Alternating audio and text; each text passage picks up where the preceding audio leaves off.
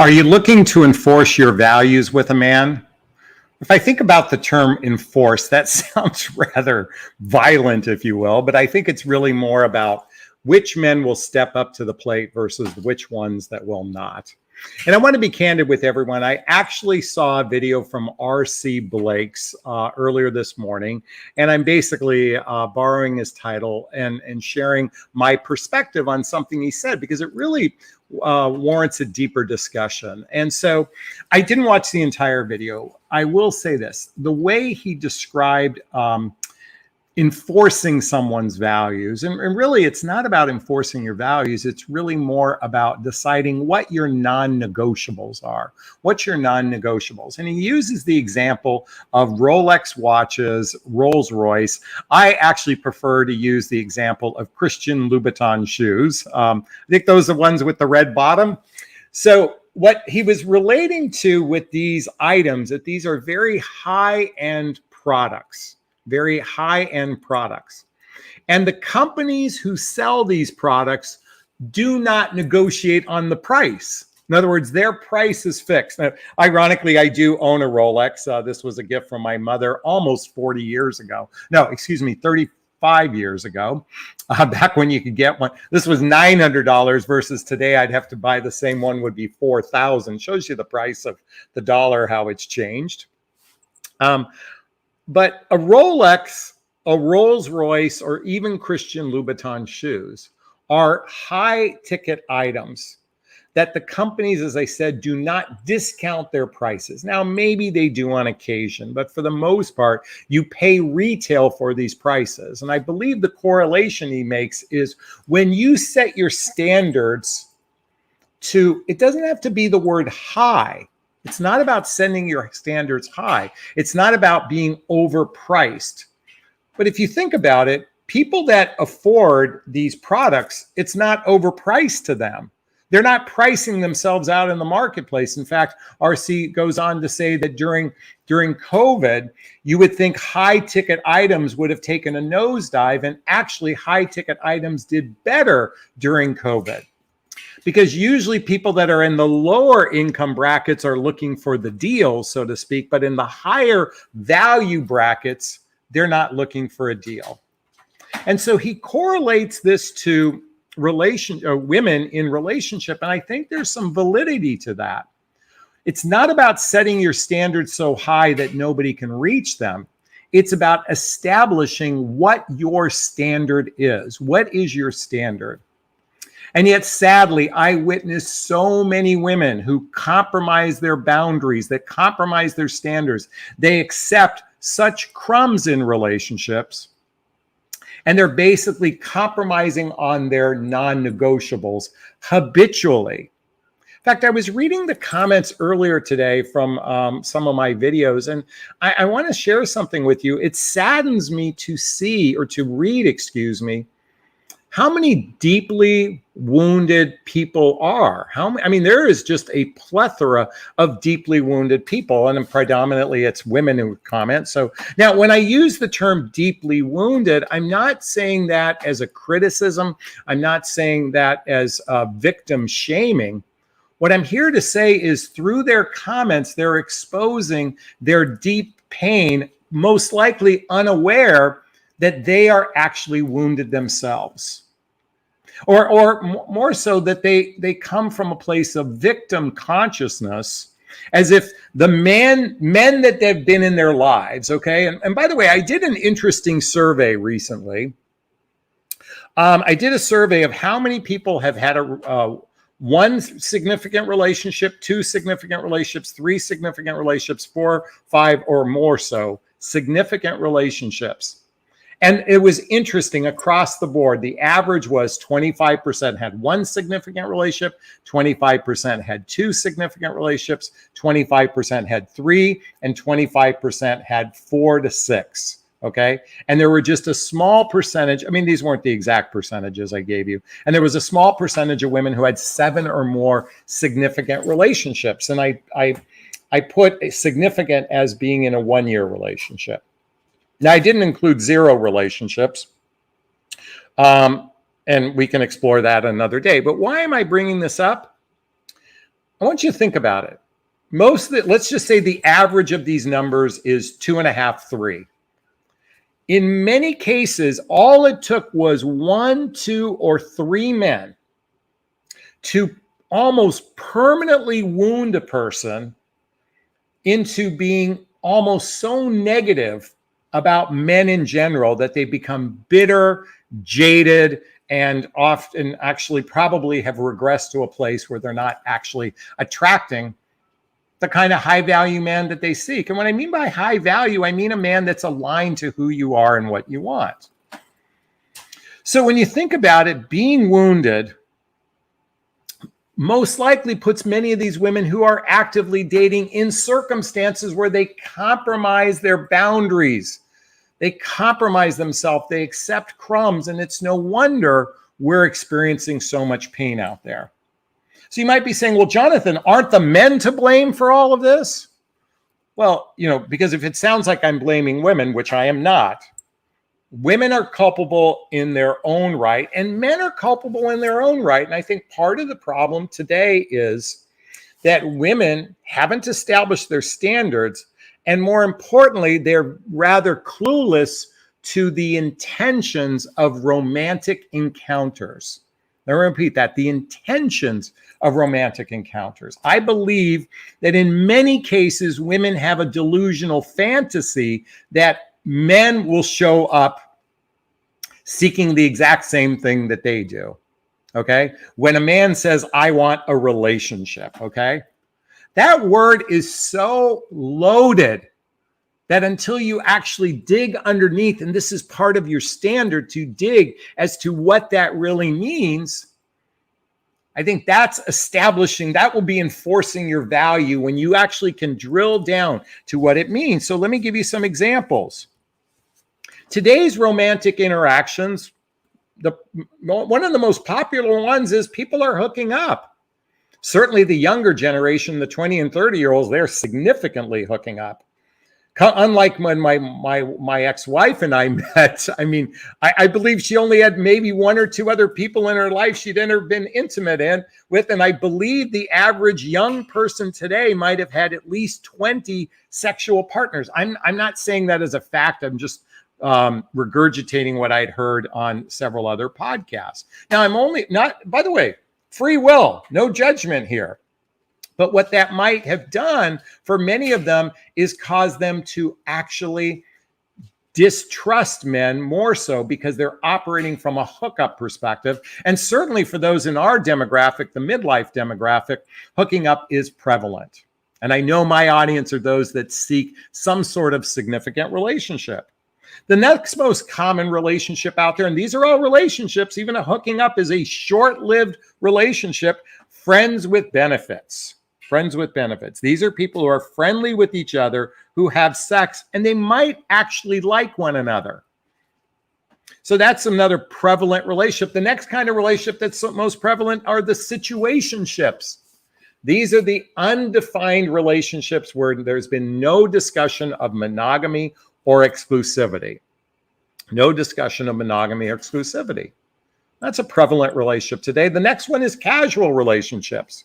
These are the ones where monogamy and exclusivity have been discussed, but there's really no plan on taking it from casual to something more significant. In fact, we find that men operate in this bracket significantly. They operate in all 4 of those brackets I just mentioned. I think the reason why a lot of men operate in this bracket, I think it's important, if you haven't seen my chart on the 3 types of people actively dating. And by the way, right here in the bottom, this is an opinion, not a fact. I want you to look at the top. It says users, spenders, and growers. Please forgive the shine. Users, they seek short-term gain, love bombers, players, gold diggers, entitled. Selfish people only care about their own needs. And women operate as users as well. The next is the grower and builders over here. It roughly represents about 20% of the population. These seek long-term commitment. They're emotionally grown up, good relationship skills, and they have their act together. But the vast majority of men, predominantly men in this dating pool, are spenders. They seek occasional companionship, occasional connection, occasional sex, no direction, uncertain, fearful. They have a dysfunctional life. Why am I bringing this up? Because a spender can actually go into the direction of a grower, believe it or not. Women come to me all the time for coaching advice. Is the man I'm with who's a spender capable of being a grower? And the answer is yes, because anything is possible, okay? Because a grower, those are the people that seek a serious relationship. They talk about commitment. They talk about a future. They integrate you into their lives. They have a mutual investment of efforts. There's partnership qualities that could lead to either living together or getting married.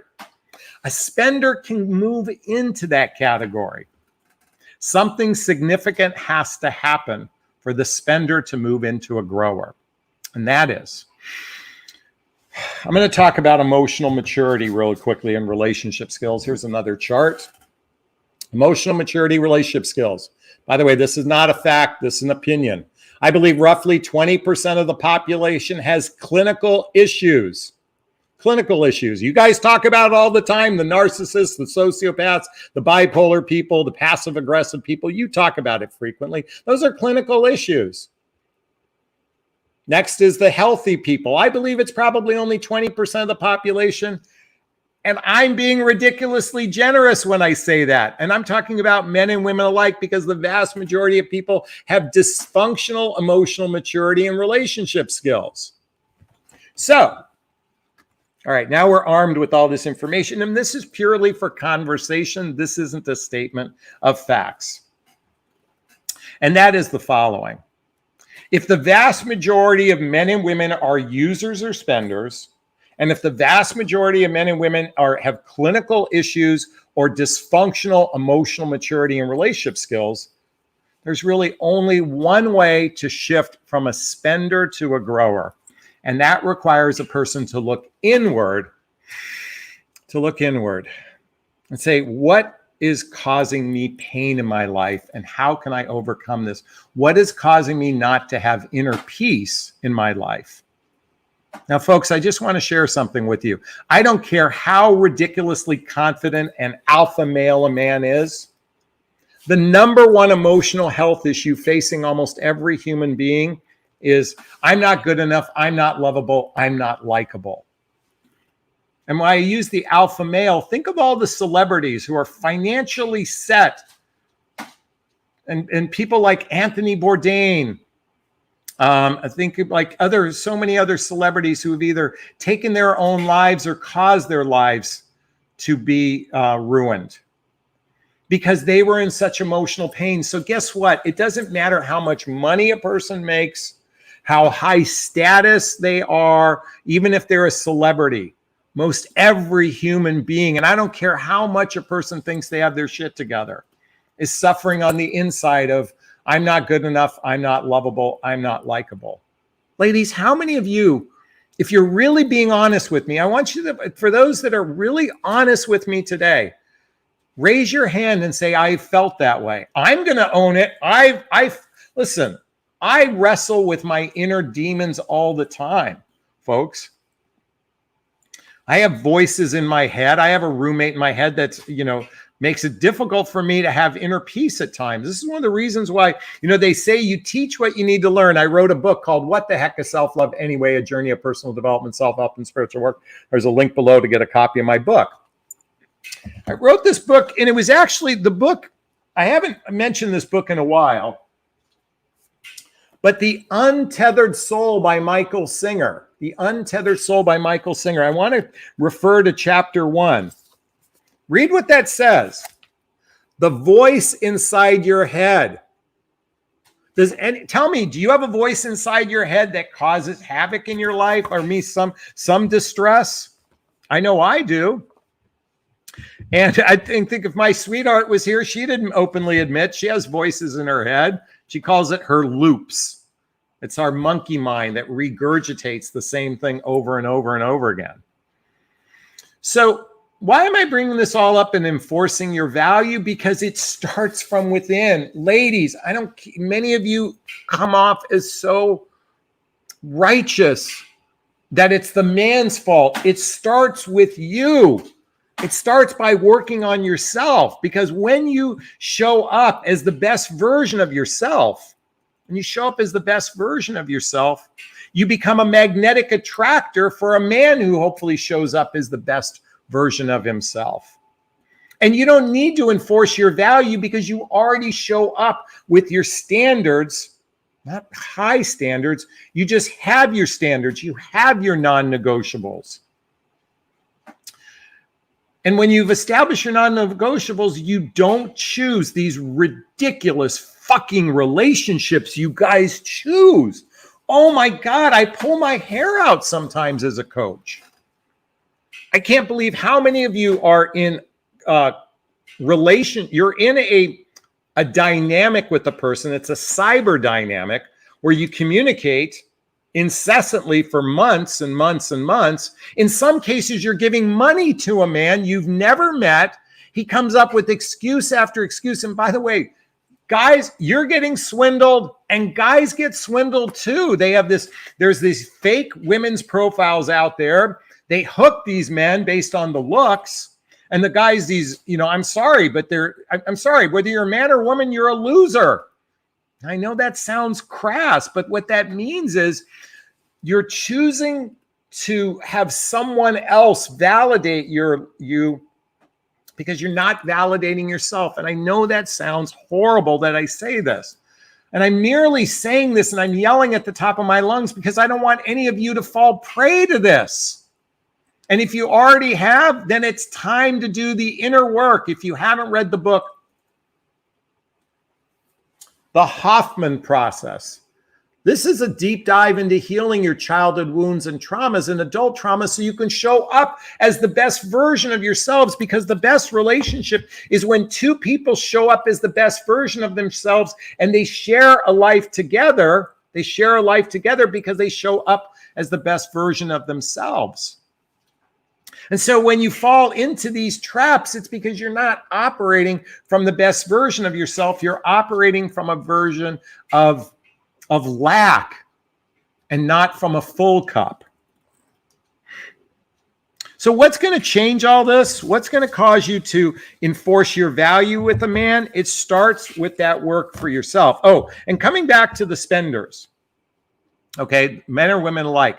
The spender can turn into a grower builder when they look in the mirror and say, I need to work on myself. I need to work on my skills. Folks, I went through this dark night of the soul. I went through the tunnel back in 2006 after my divorce, after losing, going through divorce and losing my, high-end corporate job and finding myself having to move in with my mother and father at age 43, 44 in a retirement community. And I used to live in a $2.2 million home. I got wiped out in the market crash of 2008. I had to move in with mom and dad. Do you know how humiliating that was? Do you know what a train wreck I was back then, emotionally speaking? And my drug of choice for a very long time was internet dating. Do you know how many people are addicted to online dating as a way, whether it's the swipe, whether it's the physical date, whether it's just the communication with another person? There's an addiction going on. In fact, you know what's really hard to do? Even after I met Marie, it took me a month to wean myself from that dopamine rush of swiping. Even after we met and we had been physical together, I still was so fucking addicted to it.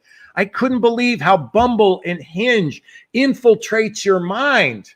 And it was like such a need. It was like cocaine. And I talked to Marie about this. We talked about it. And I had to go cold turkey. I had to delete. What I had to do was, when we fully agreed to commit, like after our month and a half of together, when we really agreed to this, is when I have to delete the apps. It was that addictive to me. Thankfully, I have enough introspective work, and coming back to, I began my journey in 2000, really 2007, 2008. I was in the dark. I was in the tunnel. I was in the dark night of the soul for about 5 years after that. 5 years just to get some semblance of having some relationship skills. So I went from the spender, took me at least, it probably took even 10 years before I could actually be in a state of a grower, because I went through a contentious divorce. I went through job loss. If a man's life is dysfunctional, it could take 5, 10, 15 years to go from a user to a spender to a grower. And it takes Herculean work to get there. And I'm saying it's going to take Herculean work for yourself to get there as well. Anyway, listen, I think you get the gist of where I'm going. If you want to do the things to enforce your value, then it's all about establishing your standards, your non-negotiables, but more importantly, your personal development practice, your self-help practice, your spiritual practice, even therapy, to shore up yourself so you can be prepared for those guys that are going to be those time wasters, those spenders, so you can reject them much sooner rather than later, but more importantly, become a magnetic attractor for a man who is ready to grow with you. Is this sinking in? Is this resonating? Please let me know. I'd like to hear your thoughts on this. Post a comment below. If it did resonate, please hit that like button. Please share this video. Please subscribe to my channel. Hit that notification bell. All right. I think this will be a great place to take questions. For those who know my format, if you have a question, write the word question in the chat box and then post their question thereafter, or you can purchase the super sticker, super chat. All of the monies from the super sticker, super chat goes to a scholarship fund in the name of my son, Connor Asley. That's him in the Woody outfit right there. It's my son who passed away 5 years ago. And his honor, I donate to causes like the Hoffman Process Insight Institute and Seeds of Love. And we got our first donation from Terry. Thank you so much for the $20 super sticker. I hope it was because I brought you value today. So thank you so much. Let's see so thank you so much. What does you made it? You made it, and a new awesome you, Jonathan. Thank you so much. Leaf's in the house. He's one of our regulars. Thank you for being here. All right, let's see what we got here. Let's see. She Jester, stop reading my books. Got to do the inner work right back to childhood, break the settling, and bad familiar pattern. Lots of great clinical and narcs available to help even online. Thanks for sharing that. All right, let's see. Do you have any questions for me? Post the word question. Let's see. Jane wants to let us know this is seriously resonating. I'm so happy to hear. She Jester says this is his videos are amazing. I appreciate the props. You know, I got to tell you, had a comment the other day. Someone said, Jonathan, allow your natural hair color.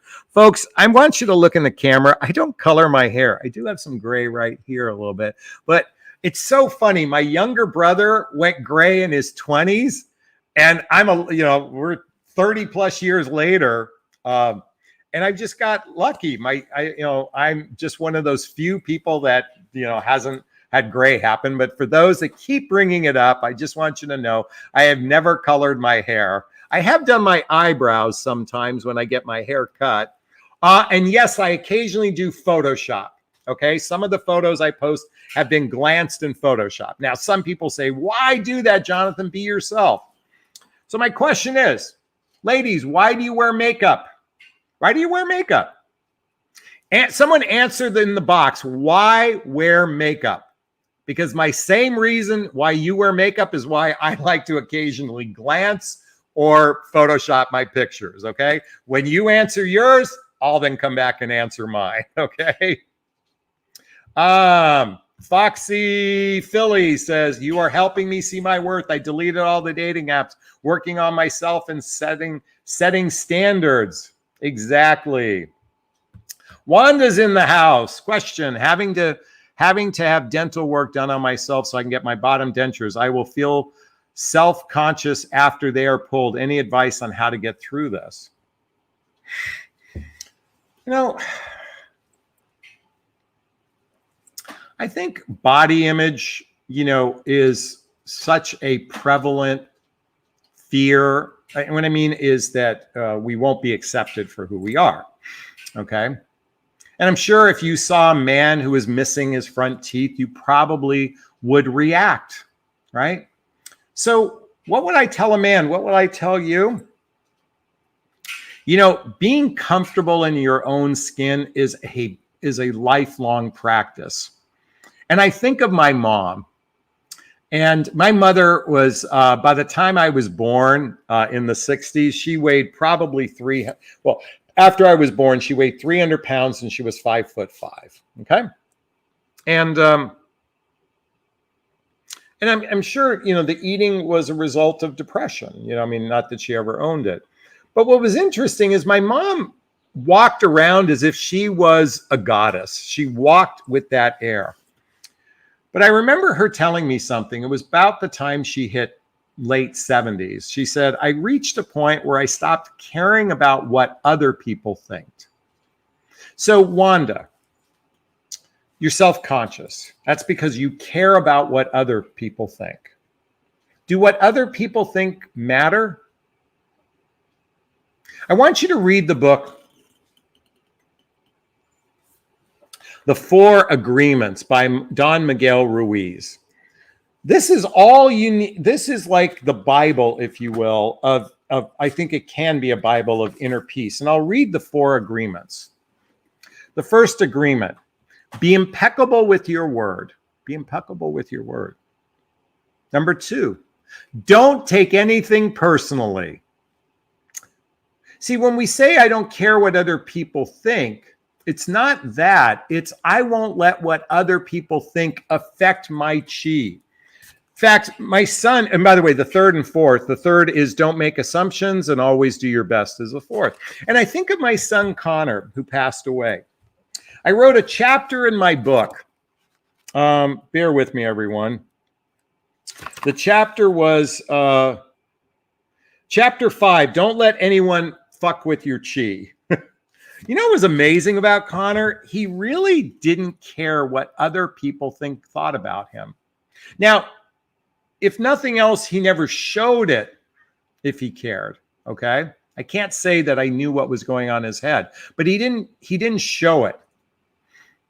I think learning to actually not, and really what it is it's not about care. He didn't allow anyone's opinion of him affect how he felt about himself. In other words, he didn't show, you know, that it affected him. He was like Teflon, you know? And I don't mean that couldn't have been some inner turmoil going on inside of him. I'm merely say it's not about, you don't have to let what other people might think affect how you feel about yourself. You know, I once walked outside in my underwear and I was really embarrassed. I'm sorry, not that. I once sharted in my pants. Does anyone know what sharted is? Very embarrassing. And I was ridiculously embarrassed. And then I just first off, I wanted to clean the mess, you know. But what I said was, hey, I told my friend at the time. No, I told my wife at the time, now that I think about it. I just said, look, this just happened, you know, and she just laughed at me and she goes, yeah, shit happens. And so we went and got it clean and I changed my pants and went back to the party. I don't know what happened. It was just a fart that came out a little wet.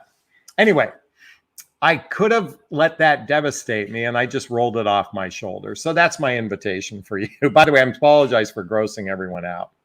All right, Gloria writes, asking for a friend. Oh, I love the asking for friends. If a man's ex had an incurable STD that is not easily detectable, and he says he doesn't have it, should a woman be concerned about dating him? I'm going to presume this is hepatitis. Hepatitis now, from what I understand through medication, is almost non-detectable. In fact, I'm personally aware of 2 people I know that had hepatitis when they were in teenagers. And by the time they were in their 30s, this medication has come out now where it's almost non-detectable. In other words, it's almost in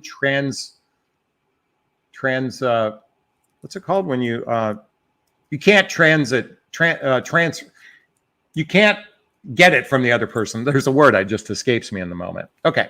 So, so should you be concerned? You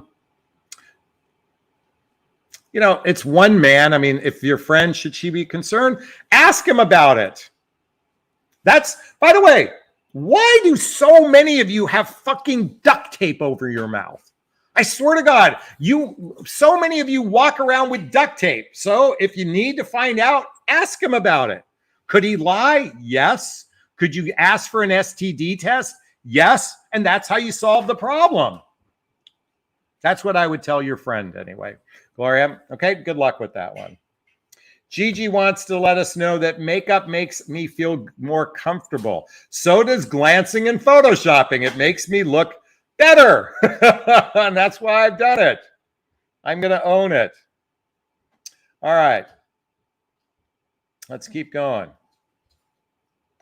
Gigi wants to remind that previous writer, depends on what the infection is. And if it was actually infected, many STDs can be undetectable in men, but they can infect their female partners. Again, you might want to do your research on it. I was guessing it was hepatitis C, but the only other thing I could think of is AIDS. And that's certainly something where I'd have to have some serious, if it was AIDS, I'd have some serious conversation. Okay. But then again, you know, like, look at gonorrhea and syphilis. You can take a pill for that. You can get a shot for it. I've had a number of friends who've had it, so it's not out of the realm of just getting a shot. But the more challenging ones are herpes. Herpes, you know, right now you can take Valtrex. And by the way, 1/3 of the population has herpes, okay? I know so many people. I've dated many women who've had herpes. Guess what? It rarely flares up. You can take Valtrex, and quite frankly, transmittable. Is that the word I was thinking of? Most guys don't care. Now, I know women care more so. I get it. But the reality is these days, you know, we're all carrying a bug of some sort in us. So just have a conversation. That would be my invitation for you there. Okay? Because Leafs wants to remind me, because we're all conditioned to wear makeup. It used to be an expression of maturity until we figured out that we can wear it just because we like it now and then, and has nothing to do with insecurities. I don't know. I really wonder. I make a challenge for everyone who wears makeup. How about not wearing makeup for a month? I think you'd come back to it. I think there is, this is my speculation. I think there is just like their feeling of like the dental work we talked about, you know, now. Because if you really didn't care about what other people think, you know, putting on makeup is a fucking pain in the ass. Some of you take half hour to an hour to put it on. Does it because it makes you feel good, or is it you don't want, I'm just speculating here, okay? I'm going to share with you, I do Photoshop and glance because I don't like looking older. I'm just owning it. So sometimes I like to have my photos a little bit glanced, okay? Now, is that misrepresenting myself? That would be an interesting question. Well, I'm not dating any of you, so, you know, and by the way, think about everyone you see on TV is wearing heavy-duty makeup on TV. So celebrities do it. So anyway. Just my 2 cents on that. Models do it. You know, they're all glammed and photoshopped. All right. Jonathan, why are there so many narcissists out there nowadays? They are everywhere. How do you deal with these people, especially in relationship? Why do you care? Okay, I'm being blunt here. The vast majority of human beings, whether they have a penis or a vagina, which isn't really saying a male or female, can be very self-centric, okay? I think there's a confusion about narcissistic personality disorder versus people who are self-centric. Yes, we are a significant population of self-centric people. Yeah, men and women alike. Ladies, you guys are no picnic either, okay? So why is that? It's a really good question. Why is that? Why are we no longer, I mean, as a generalization, a society of givers? I think we've become a society of takers. I know a gazillion women I've gone on first meets with, and they only cared about their needs being met. They didn't care about my needs. I've gone on a gazillion dates where a woman didn't care about my needs. You know, I was expected to pay. I was expected to do this. I was expected to do that. It's kind of like that. Was it that Chris Rock said, unconditional love is for dogs and women, but with men, it's conditional? And by the way, there are jackass men out there, so let me not, I'm going out here on a tangent here. But what I'm here to say is, yes, we are swimming in a sea of dysfunctionality. We are swimming in a sea of self-centric human beings. So what do we do about this? We first raise our inner standards for ourselves.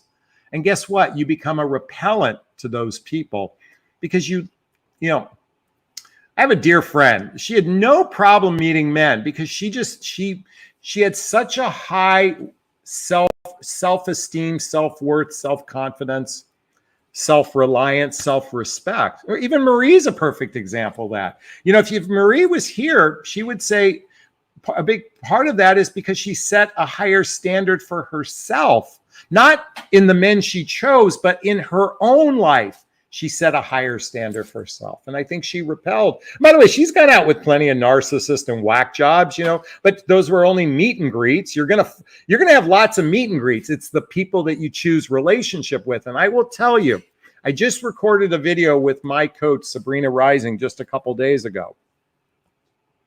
I believe we attract narcissists. I believe we attract the anxious people attract avoidance, and avoidance attract anxious because you are being called to heal. And when you attract a narcissist, it's an invitation for you to heal that part of you that doesn't love yourself. That's my perception anyway. Some of you might argue with me. You might criticize what I just said, but that's my perception on it. Anyways, thanks for the question. I really appreciate it. Christian writes, first dating experience after the death of my husband with someone I like went from 0 to 100, then nothing. Said he felt he wasn't enough. Do I just let it go? He felt he wasn't enough. My suspicion is that you deeply loved your husband who passed away, and he sensed that deep love and he felt like he might not be enough. That's one possibility. Or he used that as an excuse to say, I'm just not that into you. That's another possibility. Do I just let it go? Why don't you ask him some questions? What does it mean? He then said he felt he wasn't enough. What does that mean? If he was here right now, dude, hey, what's that mean you're not enough? Tell me what's going on the inside. Ladies, you don't need duct tape over your mouth. You just do this. Talk. Just talk. Just ask questions. Be curious. What does that mean? So no, you don't let it go. You just be curious and find out what that means. Terry wants to remind me, laughing my ass off. Way to be real, Jonathan. Thank you so much. All right. Transmittal. Transferable. Exactly.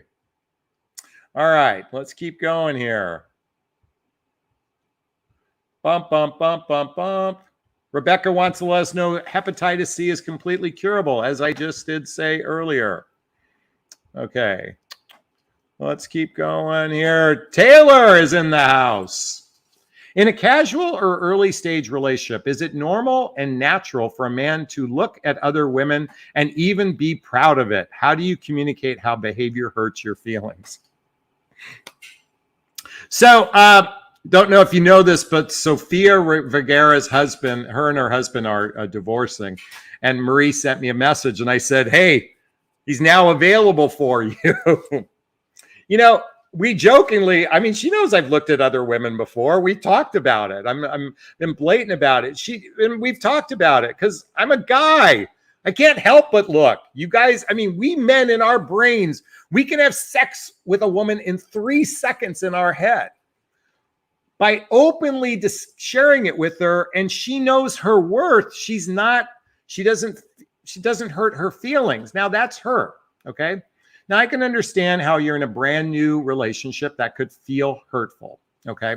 Now you said a casual relationship. So casual, look, you got to accept when you ever choose a situationship or casual relationship, you got to accept the crumbs.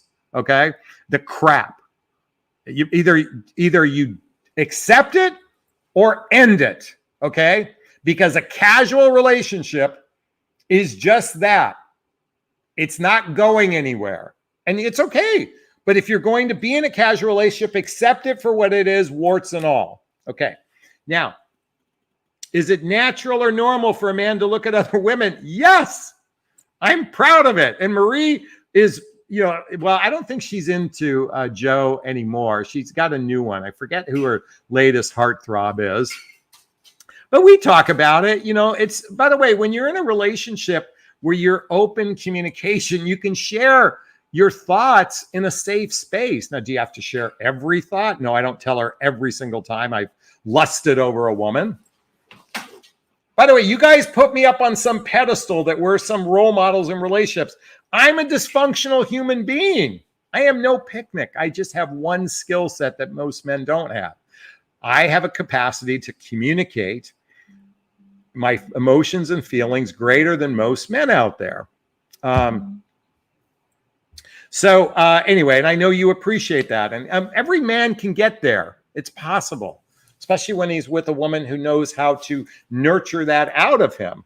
But that's another conversation. Anyways, how do you communicate behaviors hurting your feelings? You can share with them. This hurts my feelings. This hurts my feelings. And ask him what's going on. And by the way, maybe you can spark a more intimate conversation that will lead to deeper trust and intimacy with each other. That's an invitation you have, Taylor. Okay. Is this helping? Please let me know. All right, let's keep going. Someone just wants to remind us the revised DSM April 2022 says narcissists are both female and male. It's 50-50, women as well as men. It's not men are greater than women. Okay. I believe that's what Leafs is sharing with us. Thanks for that little intel there.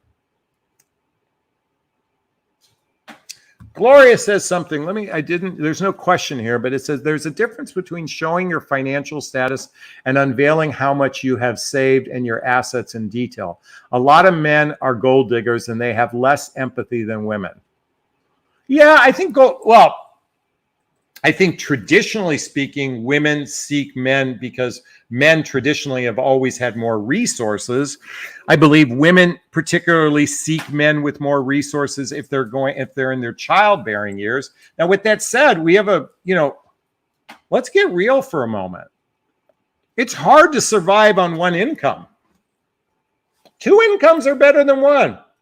Marie and I, we openly disclosed our financial circumstances with one another. We have agreements as to how expenses are going to be paid for things like rent and entertainment. We have agreements made. I am not the sole provider of our relationship.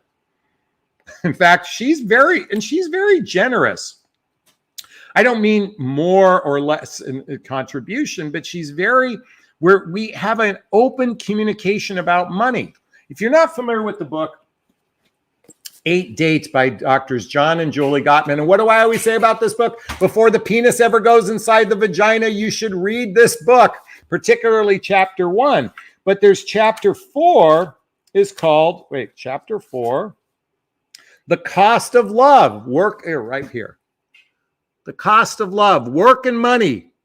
Folks, if 50% of divorces cite money as the primary cause for the ending, maybe you should have conversations about money way sooner, because you're going to have problems if it's the elephant in the room. We talked about money right from the get-go. I was very upfront with Marie. I believe in a relationship where we make mutual effort. That includes treating each other on entertainment. I told her I actually told her that before we ever had our first date. And you know what happened? And I'm a very generous person. We had a very lavish dinner on our first date. And when we met up for breakfast, she treated for breakfast. It's the effort that matters most to me. It's not the tit for tat or the dollars. But we had these conversations very early on. And for the most part, I cover most things. When we go out to dinners, I cover most of it. And then she surprises me with things all the time. It's out of the blue. We had a $300 Costco bill, and she just she put out her credit card, and I said, I said, I'll pay it. And she goes, and I said, well, do you want to split it? She goes, no, I got it. Because when you come as a giver, when you're mutually investing in the relationship, this builds a greater foundation of partnership. I'm just going off on a tangent, sharing some of our personal stuff. I know I'm going to be criticized by many of you. Men are supposed to pay. They're supposed to do this because we spend all this money on makeup. Well, you don't need to wear makeup. You can invest in the relationship, coming back to the makeup question. Anyways, that's my 2 cents. I'm sure I'll get flack on that one. Can FaceTime dates count as dates? Also, how many dates do you recommend to wait until you're sexually involved with the person you're dating? I just bought the book, 8 Dates. Way to go. FaceTime dates is purely to just confirm what their picture looks like, that they're real. Okay, that's what you do a FaceTime date. I would say no more than 3 FaceTime dates, and you better meeting face to face. Now, you're probably going to say something like, Jonathan, we have long distance. Well, what Marie and I did in the 1 year that we communicated before we met, we only communicated, I believe, 10 times on the phone. I think we probably only texted. Well, whenever we texted each other, we had a phone call. So 10 text messages and 10 phone calls combined. That was it. We check in. How's dating going? How's it going for you? We checked in. We talked for an hour. Check in. We followed each other on Facebook. And when it turned out we were ready to meet, that's when we began more and more communication. Now, when do you have sex? Folks, I'm here to say whether you have sex on the first date or you wait 3 months like Steve Harvey recommends in his book, Act Like a Lady, Think Like a Man. You first have sex when you are comfortable. And you better be aware of the consequences. If you attach to a person, if you bond through sexual connection, be aware of that, okay? But most importantly, you have to learn his real intention. One of the things in my private coaching is called radical honesty, pre-qualifying your prospect. My clients, we design specific questions based on their personality to vet a guy, okay? So you've got to learn his real intentions. I wouldn't have sex with someone unless there's monogamy and exclusivity, an agreement of monogamy and exclusivity. But Jonathan, he doesn't want to put labels on it. Well, then he doesn't get your vagina until there's an agreement. And even then, people break agreements all the time, but an agreement is better than nothing. And lastly, be safe. Whether it's wearing a condom, whether it's a morning after pill, maybe it's an STD. Be safe. Be comfortable, be aware, learn his real intentions, be exclusive, and be safe. Okay, that's my suggestion, Johanna. All right, let's keep going. Wow. Bum, bum, bum, bum, bum. Wait a minute. Leaf has just said, you're welcome, Jonathan. I have eaten, slept, and breathed all things to do with personality disorders and survivor to a thriver. Did the inner work now. I do not need to be the detective anymore. Amen. I think people are just obsessed with narcissism, such to the point that by the way, I think it's your reticular activation system in your brain. If your brain is thinking narcissist, narcissist, narcissist, narcissist, narcissist, you'll start seeing narcissist, narcissist, narcissist, narcissist, okay? If I said to you, yellow Volkswagen Bug as you got in your car right now, guess what you'll start seeing? Actually, let me say white Tesla, okay? Silver Mercedes, black BMW. You'll just start seeing that. So guess what? Stop saying it. Just stop it. Take the word out of your fucking vocabulary and stop using the word, and you won't see as many. And stop watching videos about it. That's just my opinion anyway. Angel is in the house. Question, when going on a date, should the woman take her own car? Met him at his house or somewhere in public, or should a man pick her up at the house or take separate cars? Asking for a friend. So I think if this is somebody you know, there's no like and trust, then, he can pick you up. If he's a total stranger, I would take 2 separate cars. I would then do a social media background check on him. I do a background check if he's a total stranger. Until trust is built, it takes about 100 hours of face-to-face time to build trust for the most part, okay? So now I was thinking, Marie and I didn't have that FaceTime. What built trust for her?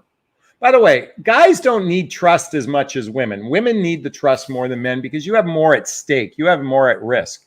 Men traditionally cause more bodily harm to women than the other way around, so you have more to risk. So why did Marie feel safe? Well, I'm a public figure. I have a public persona. She saw a gazillion things about my life before she ever met me, so I think she felt very safe with me. But that's the exception, not the rule. So my invitation, first off, you don't do things until you feel safe. What that is for you, you've got to decide that for yourself. There's no arbitrary number. But I would say if it's a stranger, take separate cars. And then when there's trust, you can have him pick you up. Okay? Let's keep going here.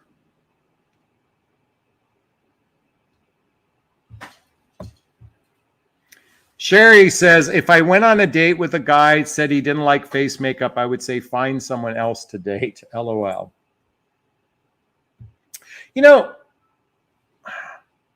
I've gone out with women that I got to tell you, they caked on the makeup. It was almost to the point of it was like you need a chisel to get it out. That's what it appeared to me. I'm also not a big fan of exaggerated lips and the fillers and everything. It's kind of funny. Marie has these naturally big cheeks. They're natural. She doesn't have fillers. Everybody thinks she does. I even told her that in the front. I go, you look like you have fillers. And she goes, and by the way, it wasn't until I saw a picture of her mother and her grandmother, I go, holy shit, this is hereditary. I think Native Americans and people with some Spanish descent tend to have this more than other cultures. But I thought it was fascinating. But listen, I understand why you would want to reject a guy like that. But I got to tell you, I've gone out with women. I'm like, I don't want to see them again. They just got way too much face paint on, if you will. Okay. That's just my 2 cents anyway. Let's see what other questions we have.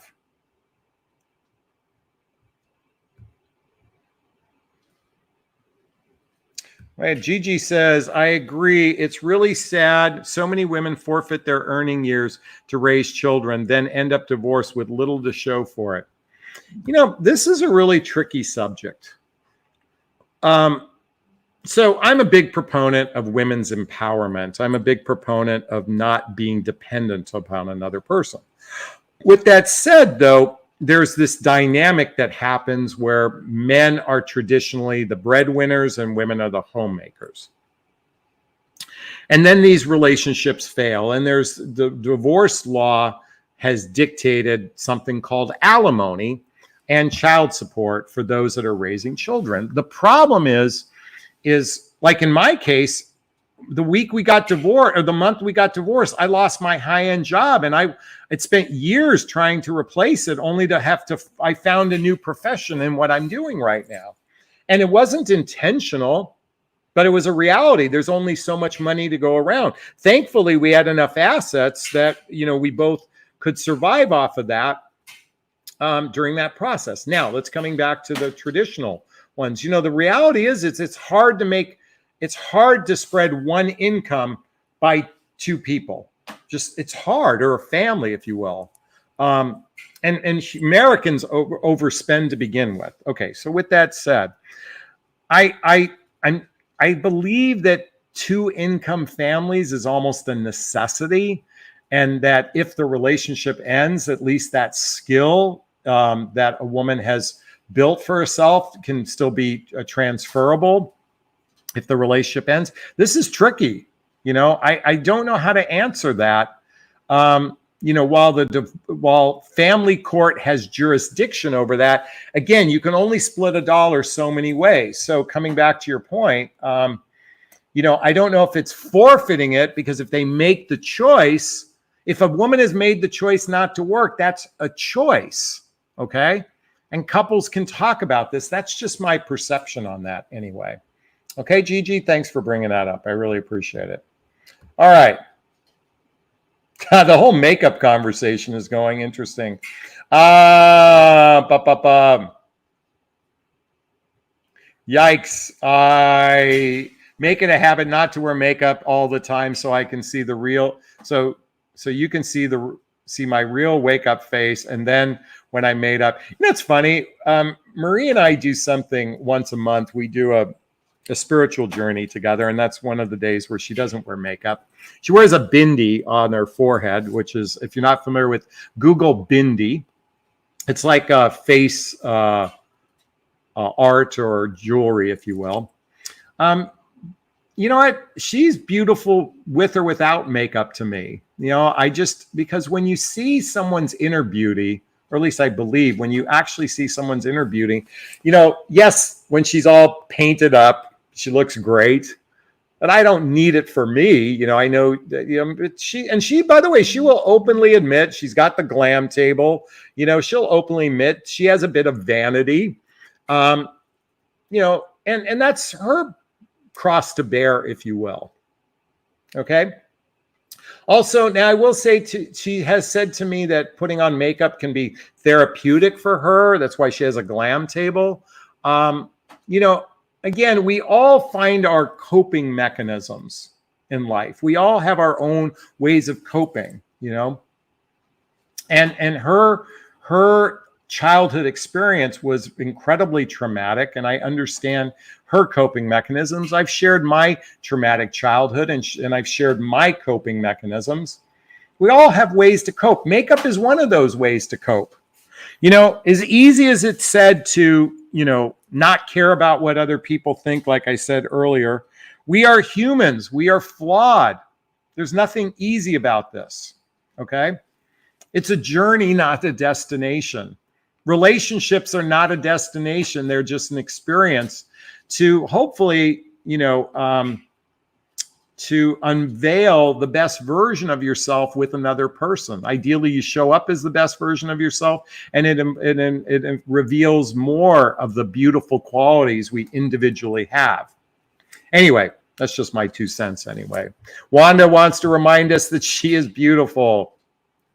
Most importantly, it's not the outer beauty for her. She's got a good heart, As believe me, she's a pain in the ass sometimes. We're both pain in the ass to one another. There are things I could criticize about her. At the same time, I focus on what I'm most grateful for. Folks, I will tell you this. Every relationship comes into our life, whether it's a season or a lifetime, season, reason, or a lifetime. And what's most important is, how have you grown from this experience? What positive things did you learn about yourself? What was good about each experience? And most importantly, what are you grateful for? And if your list of grievances is much higher than your list of gratitude, and your list of gratitude should be 90%, the grievances should be small. To me, you guys are bitching about a lot of shit, but you want to stay with this person. What's the definition of insanity? I don't get it. You bitch and complain about a person, and yet you want to stay. But I can change them, Jonathan. I can just, if I just act like a martyr, if I just keep giving more and more and more and more and more, because I'm doing everything. I'm the martyr in this relationship. Ladies, that's delusional thinking. That's delusional thinking. Stop acting like martyrs. If you're giving more in the relationship than he gives, then it may not be the right relationship for you. And I forgot what was the original point of that. So Angel says, happy for you, Jonathan and Marie, wishing you the best in your relationship. Thank you so much. I appreciate it. Claire wants to remind us that she just got the book 8 Dates. By the way, there's a link below to get a copy of all the books I recommend. Let's see. Zen Gal wants to remind us what her father said. He taught me inner beauty. Way to go, Dad. All right, this will be our last question for the night. How to set high standards in initial talking or first date? You know, I don't even know how to answer that question. I don't know how to answer that question. How to set high standards? First, know what your standards are. Know what you want. I got to tell you, women come to me all the time. Jonathan, I know what I want. I know what I want. I know what I want in a relationship. And then they go through this proprietary coaching program I created. And can you guess what they say every single time?